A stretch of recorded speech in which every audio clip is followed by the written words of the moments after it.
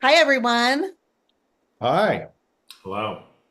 We have a special guest with us today. how fun.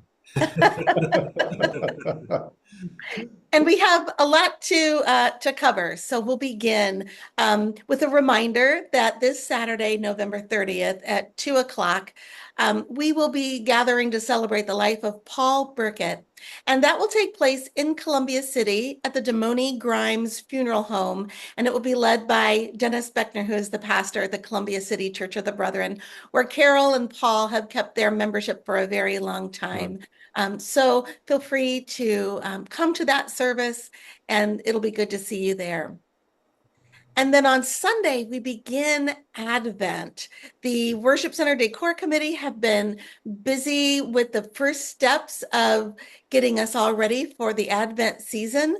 And on that Sunday, Jim will have more to say, but we want to remind you that there is an Advent offering. It is our fourth quarter offering, and it's for the core ministries of the Church of the Brethren. So cultural ministries, disaster ministry, children disaster services, all of those core ministries that we give our support to.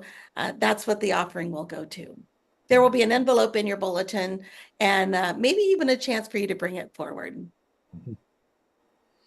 That sounds good. And yes, we'll plan on it for an opportunity to bring those forward during worship, probably singing, "O come, come, Emmanuel." Mm. And this Advent will have some familiar pieces, as all Advents do, of lighting of the Advent candles each week and singing familiar hymns, carols, and songs.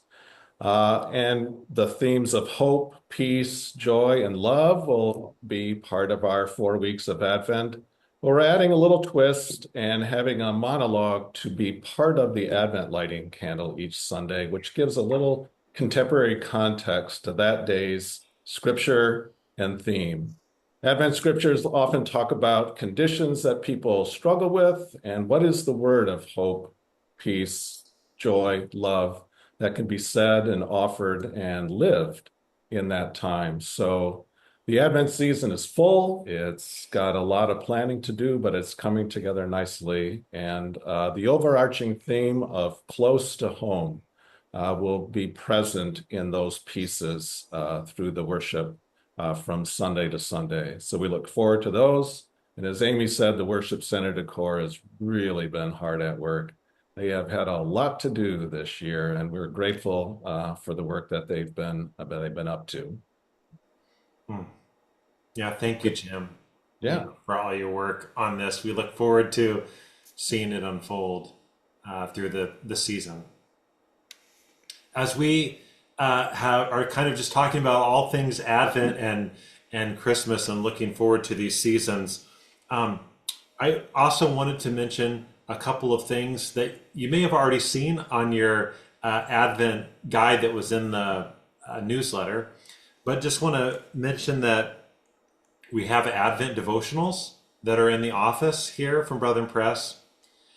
We have our Food, Fun, and Friends coming up on the following Friday, December 6th. But along with that, we are doing the Hanging of the Greens with the decor team. And some of you will remember that from last year. But if it's just a nice time to be together, to have food, to fellowship, and also prepare the church for the Advent season. And then you've heard a lot about the Angel Tree Ministry, but you can see there on the guide, it will tell you when you need to return your gifts back if you've taken tags. So that's important. That's the last date that you have to get it there. You can bring it before if you want.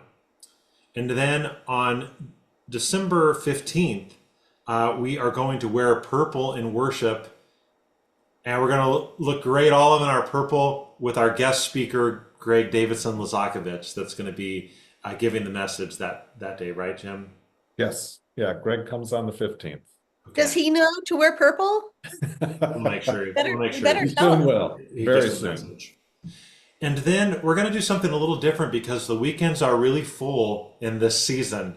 And so we're going to meet on a Tuesday evening at 6:30 p.m. at Timbercrest to carol. We'll meet in the assembly room as we have in the past to warm up our voices and then go over to healthcare and sing with the residents. So we look And forward to that on December 17th. And Seth, did I hear the rumor right? The weekday was a preference of the staff because more are working during the week? It is. It was a preference to be on a weekday. So we do, yeah, we do look forward to that time together and them to be well staffed to help bring all the residents into that kind of shared common space where we can sing and be together.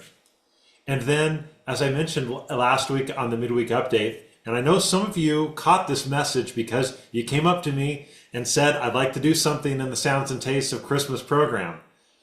But we still could use more. I know there's plenty of creativity. And so if you would like to be part of that intergenerational variety show, or you just like to be part of it, but you don't know exactly what you could share, and we can help find a place for you, that's going to be at 6:30 p.m. in the evening on December 22nd.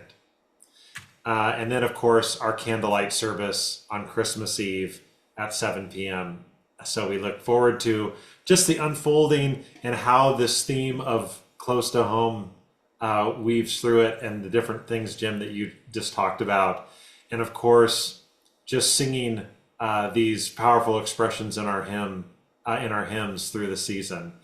Mhm. Of note that there is so much music in the season that we are going to be beginning at 9:20 and not 9:30. So Correct. you come at 9:30, that's fine, and you'll get to hear our regular announcements at that time. But if you want to come and begin with the extra music, please come at 9:20 and enjoy that all through the Advent season. A chance to Anything hear else? music as well as sing together. That's right. Yeah. That's right. Hard to That's beat. right. Yeah. All right. All Well, right. thanks, everyone. Have a wonderful holiday.